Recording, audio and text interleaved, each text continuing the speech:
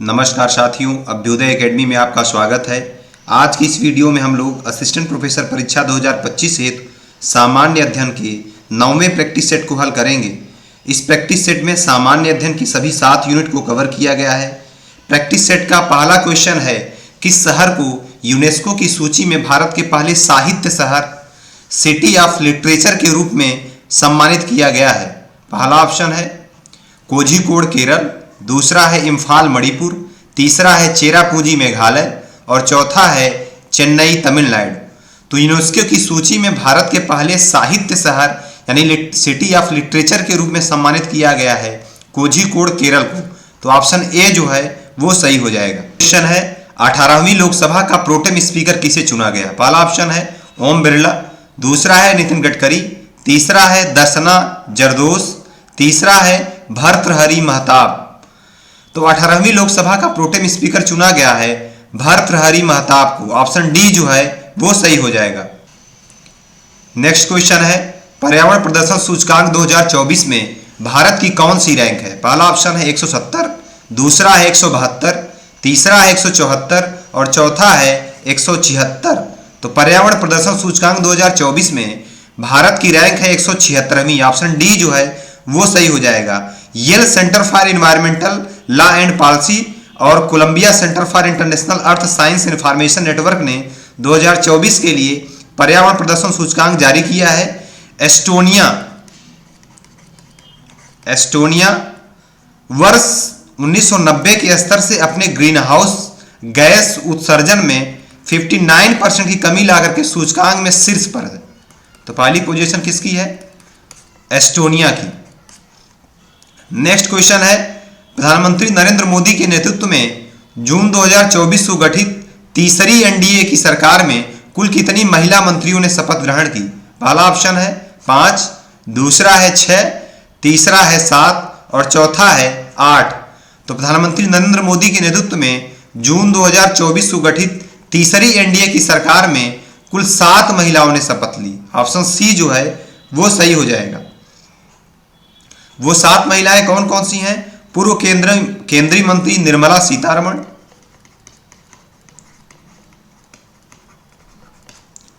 भाजपा सांसद अन्नपूर्णा देवी,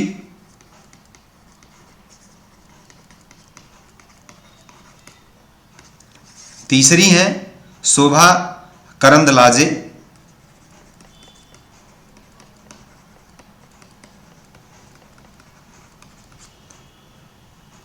चौथी हैं रक्षा खड़से,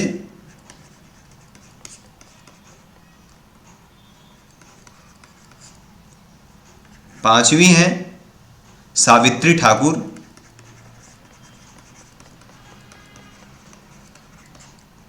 छठी हैं नीमूबेन बम्भानिया,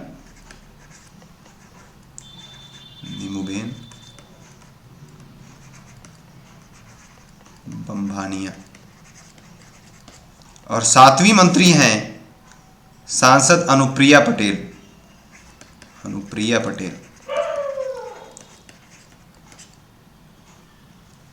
नेक्स्ट क्वेश्चन है, कॉप 16 जैव विविधता सम्मेलन 2024 का आयोजन कहां किया गया? पहला ऑप्शन है वियना, दूसरा है कोलंबिया, तीसरा है रियो डी जेनेरियो और चौथा है भारत। तो कॉप 16 जैव विविधता सम्मेलन 2024 का आयोजन किया गया है कोलंबिया में। ऑप्शन बी जो है वो सही हो जाएगा। जैव विविधता पर कन्वेंशन के पक्षकारों का 16वां सम्मेलन कैली कोलंबिया में हुआ। कॉप 16 ने जैव विविधता प्रयासों में महत्वपूर्ण प्रगति को चिन्हित किया। विशेष रूप से कैली फंड की स्थापना की गई। कैली फंड की स्थापना की गई। अगर भारत के संदर्भ में बात किया जाए तो भारत की पहली राष्ट्रीय जैव विविधता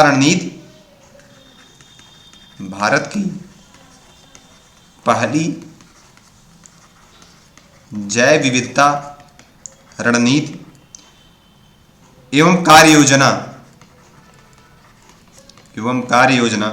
1999 में अपनाया गया, जिसे आईची जैव विविधता लक्ष्यों के साथ संरेखित करने के लिए 2008 और 2014 में संशोधित किया गया।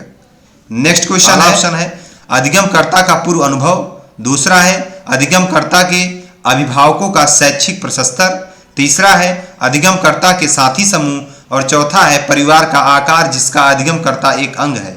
तो अधिगमकर्ता को निम्नलिखित में से जो विशेषता शिक्षण की प्रभावोत्पादकता से अत्यंत रूप से संबंधित है वो है अधिगमकर्ता का पूर्व अनुभव। ऑप्शन ए जो है वो सही हो जाएगा। अधिगमकर्ता का पूर्व अनुभव शिक्षण की प्रभावोत्पादकता से घनिष्ठ रूप से संबंधित है, क्योंकि पहले ज्ञात जानकारी से विषय वस्तु पर समझ शीघ्रता से बनने लगती है और अधिगमकर्ता को अगले चरण का पूर्व ज्ञान रहता है। नेक्स्ट क्वेश्चन है निम्नलिखित में से कक्षा में भाषेतर संप्रेषण के घटकों को चिन्हित कीजिए। पहला ऑप्शन है मौखिक अभिव्यक्ति, सांस्कृतिक अंतर और बैठक की व्यवस्था, दूसरा है कथन की गति, अच्छी अनुभूति कारक और ध्वनिक, तीसरा है उच्च ध्वनि, वास्तविक परिवेश और अध्यापक शिक्षार्थी की दूरी, और चौथा है मौखिक अभिव्यक्ति, अंग गति संवेदन और वैयक्तिक देश या स्पेस।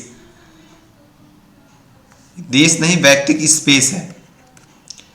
तो कक्षा में भाषेतर संप्रेषण के घटकों में जो होगा वो होगा मौखिक अभिव्यक्ति, अंग गति संवेदन और वैयक्तिक स्पेस। ऑप्शन डी जो है वो सही हो जाएगा।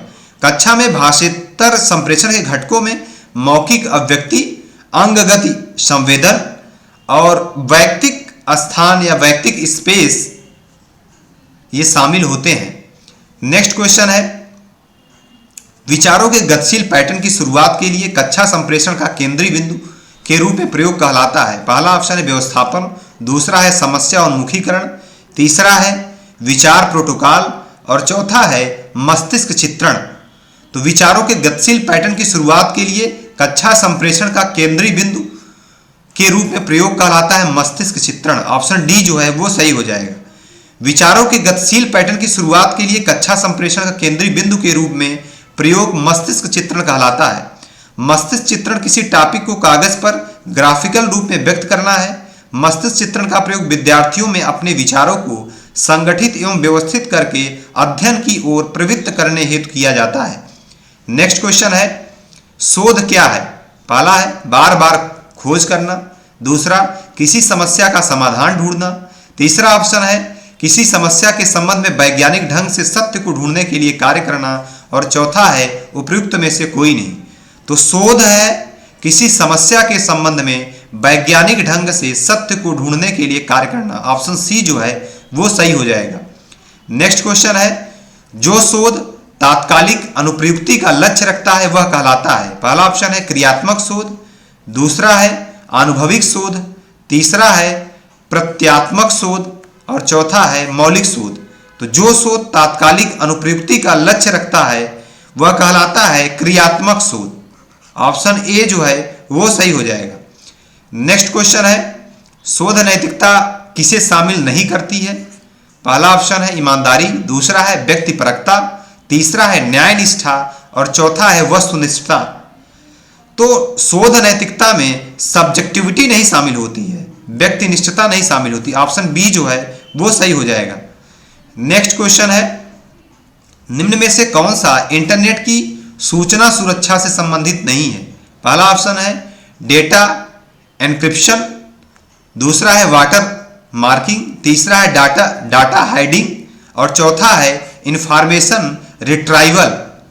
तो इंटरनेट की सूचना सुरक्षा से संबंधित नहीं है इंफॉर्मेशन रिट्राइवल। ऑप्शन डी जो है वो सही हो जाएगा।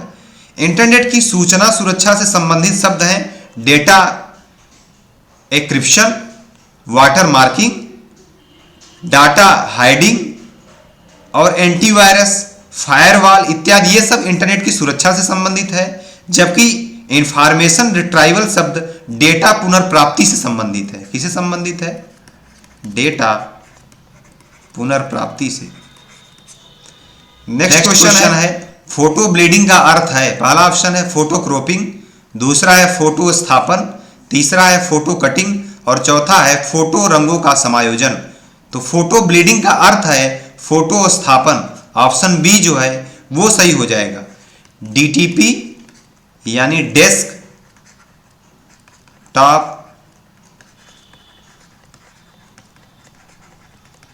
डेस्कटॉप पब्लिशिंग के क्षेत्र में फोटो ब्लीडिंग का अर्थ फोटो स्थापन से है। ब्लीड वास्तव में फोटो इमेज के विस्तार की एक मात्रा होती है। तो ऑप्शन बी इस तरह सही हो जाएगा। नेक्स्ट क्वेश्चन है, रैंडम एक्सेस मेमोरी एक रूप है, एक आरएएम जो कंप्यूटर भंडारण का मेमोरी है। पहला ऑप्शन है नॉन वोलाटाइल, दूसरा है वोलाटाइल, तीसरा है स्थायी और चौथा है गौड़। तो रैंडम एक्सेस मेमोरी जो कंप्यूटर भंडारण का एक रूप है, एक वोलाटाइल मेमोरी है। ऑप्शन बी जो है वो सही हो जाएगा। नेक्स्ट क्वेश्चन है, राष्ट्रीय आपदा प्रबंधन प्राधिकरण के अध्यक्ष या अध्यक्षा हैं। पहला ऑप्शन है नरेंद्र मोदी, दूसरा है सोनिया गांधी, तीसरा है राहुल गांधी और चौथा है राजनाथ सिंह। तो राष्ट्रीय आपदा प्रबंधन प्राधिकरण के अध्यक्ष जो होते हैं वो प्रधानमंत्री होते हैं। वर्तमान प्रधानमंत्री नरेंद्र मोदी हैं, इसलिए राष्ट्रीय आपदा प्रबंधन प्राधिकरण के अध्यक्ष हैं नरेंद्र मोदी। ऑप्शन ए जो है वो सही हो जाएगा। नेक्स्ट क्वेश्चन है, निम्नलिखित ग्रीन हाउस गैसों में कौन सी वायुमंडल में लघुत्तम समय तक ठहर पाती है। पहला ऑप्शन है क्लोरोफ्लोरोकार्बन, दूसरा है कार्बन डाइऑक्साइड, तीसरा है मीथेन और चौथा है नाइट्रस ऑक्साइड। तो ग्रीन हाउस गैसों में जो वायुमंडल में लघुत्तम समय तक ठहर पाती है वो है मीथेन, क्योंकि मीथेन का जो मोलर द्रव्यमान है वो अन्य गैसों की अपेक्षा कम है। मीथेन का मोलर द्रव्यमान है 16.4 ग्राम प्रति मोल, जबकि कार्बन डाइऑक्साइड का मोलर द्रव्यमान है 44.01 ग्राम प्रति मोल। नाइट्रस ऑक्साइड का है 44.13 ग्राम प्रति मोल। नेक्स्ट क्वेश्चन है, नागोया उपसंधि प्रोटोकॉल किससे संबंधित है। पहला ऑप्शन है जलवायु परिवर्तन, दूसरा है ओजोन क्षय, तीसरा है खतरनाक अपशिष्ट और चौथा है जैव विविधता। तो नागोया उपसंधि या प्रोटोकॉल संबंधित है जैव विविधता से। ऑप्शन डी जो है वो सही हो जाएगा।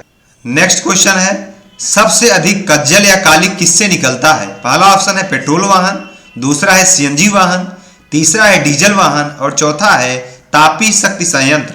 तो सबसे अधिक कज्जल यानी सूट जो है वो तापी शक्ति संयंत्र से निकलता है। तापी शक्ति संयंत्र के बाद डीजल वाहन से सर्वाधिक कालिक निकलता है। तो ऑप्शन डी जो है वो सही हो जाएगा। तापी शक्ति संयंत्र के बाद किससे निकलता है, डीजल वाहन से। नेक्स्ट क्वेश्चन है, सतही ओजोन किससे उत्पन्न होती है। पहला ऑप्शन है परिवहन क्षेत्र से, दूसरा है सीमेंट संयंत्र से और तीसरा है वस्त्र उद्योग से और चौथा है रासायनिक उद्योग से। तो जीवाश्म ईंधनों के दहन से सतही ओजोन गैस उत्पन्न होती है, अतः दिए गए विकल्पों में से परिवहन क्षेत्र जो है वो सर्वाधिक उपयुक्त है। नेक्स्ट क्वेश्चन है, पेयजल में उचित से अधिक मात्रा में होने पर क्रोमियम एक संदूषक के रूप में कारक होता है। पहला ऑप्शन है कंकाल क्षति का, दूसरा है गैस्ट्रोइंटेस्टाइन संबंधी समस्या का, दूसरा है चर्म स्नायु संबंधी समस्या का और चौथा है यकृत गुर्दा संबंधी समस्या का। तो पेयजल में उचित से अधिक मात्रा में होने पर क्रोमियम एक संदूषक के रूप में कारक होता है यकृत यानी गुर्दा संबंधी समस्या का। ऑप्शन डी जो है वो सही हो जाएगा। नेक्स्ट क्वेश्चन है, चिपको आंदोलन सर्वप्रथम आरंभ किया गया था। पहला ऑप्शन है अरुंधति राय द्वारा, दूसरा ऑप्शन है मेधा पाटेकर, तीसरा है इला भट्ट द्वारा और चौथा है सुंदर लाल बहुगुणा द्वारा। तो ऑप्शन डी जो है वो सही हो जाएगा। नेक्स्ट क्वेश्चन है, किस प्रकार के प्राकृतिक संकट से संपत्ति और जीवन को अधिकतम नुकसान होता है। पहला ऑप्शन है जल विज्ञान, दूसरा है जल मौसम विज्ञान, तीसरा है भूवैज्ञानिक और चौथा है भू रासायनिक। तो अगर बात की जाए प्राकृतिक संकट से जिससे सर्वाधिक संपत्ति व जीवन का नुकसान होता है तो वो है जल मौसम विज्ञान से। ऑप्शन बी जो है वो सही हो जाएगा। जल मौसम विज्ञान नहीं, जल मौसम प्रकोप। नेक्स्ट क्वेश्चन है, भारत में अधिकतम विश्वविद्यालयों का वित्त पोषण। पहला ऑप्शन है केंद्र सरकार द्वारा होता है, दूसरा है राज्य सरकारों द्वारा होता है, तीसरा है विश्वविद्यालय अनुदान आयोग द्वारा होता है और चौथा है निजी संस्थाओं तथा व्यक्तियों द्वारा होता है। तो भारत में अधिकतम विश्वविद्यालयों का वित्त पोषण जो है वो विश्वविद्यालय अनुदान आयोग द्वारा होता है। ऑप्शन सी जो है वो सही हो जाएगा। नेक्स्ट क्वेश्चन है, अंग्रेजी शब्द कम्युनिकेशन की उत्पत्ति किन शब्दों से हुई है? पहला ऑप्शन है कम्युनिस्ट और कम्युनिकेयर, दूसरा है कम्युनिस्ट और कम्यून, तीसरा है कम्युनिज्म और कम्युनलिज्म, और चौथा है कम्युनियन और कॉमन सेंस। तो अंग्रेजी शब्द कम्युनिकेशन शब्द की उत्पत्ति हुई है कम्युनिस्ट और कम्युनिकेयर से। ऑप्शन ए जो है वो सही हो जाएगा। नेक्स्ट क्वेश्चन है निम्नलिखित में से कौन सा विश्वविद्यालय है जो अपने निजी चैनल से अंतरक्रिया संबंधी शैक्षिक कार्यक्रम दर्शाता है? पहला ऑप्शन है उस्मानिया यूनिवर्सिटी, दूसरा है यूनिवर्सिटी ऑफ पुणे, तीसरा है अन्नामलाई यूनिवर्सिटी, और चौथा है Indira Gandhi national open university यानी इग्नू। तो Indira Gandhi national open university यानी इग्नू जो है ऐसा विश्वविद्यालय है जो अपने निजी चैनल से अंतरक्रिया संबंधी शैक्षिक कार्यक्रम दर्शाता है। तो इसलिए ऑप्शन डी जो है वो सही हो जाएगा। नेक्स्ट क्वेश्चन है भारत में अधिकतर विश्वविद्यालय, पहला ऑप्शन है केवल शिक्षण तथा शोध कार्य करते हैं, दूसरा है महाविद्यालयों को संबद्ध करते हैं तथा परीक्षा कराते हैं, और तीसरा है शिक्षण शोध करते हैं तथा परीक्षा कराते हैं, और चौथा है केवल शोध को प्रोत्साहन देते हैं। तो भारत में अधिकतर विश्वविद्यालय या महाविद्यालयों को संबद्ध करते हैं तथा परीक्षा कराते हैं। ऑप्शन बी जो है वो सही हो जाएगा। भारत में अधिकतर विश्वविद्यालय जो है वो महाविद्यालयों को संबद्ध करते हैं तथा परीक्षा कराते हैं। नेक्स्ट क्वेश्चन है इंटरनेट आधारित संचार के आरंभिक प्रयास किसके लिए किए गए थे? पहला ऑप्शन है व्यावसायिक संचार, दूसरा है सैन्य उद्देश्य, और तीसरा है पारस्परिक अंतःक्रिया, और चौथा है राजनीतिक अभियान। तो इंटरनेट आधारित संचार के आरंभिक प्रयास किए गए थे सैन्य उद्देश्य के लिए। ऑप्शन बी जो है वो सही हो जाएगा। अमेरिकी रक्षा विभाग के ARPA नामक संस्था ने 1969 में पहली बार 4 कंप्यूटर रिसर्च साइट को कनेक्ट किया। नेक्स्ट क्वेश्चन है शारदा अधिनियम के अंतर्गत लड़कियों एवं लड़कों के विवाह की न्यूनतम आयु क्रमशः कितनी निर्धारित की गई थी? पहला ऑप्शन है 12 एवं 16, दूसरा है 14 एवं 18, तीसरा है 15 एवं 21, और चौथा है 16 एवं 22। तो 1929 में अजमेर निवासी एवं प्रसिद्ध शिक्षाविद डॉक्टर हरविलास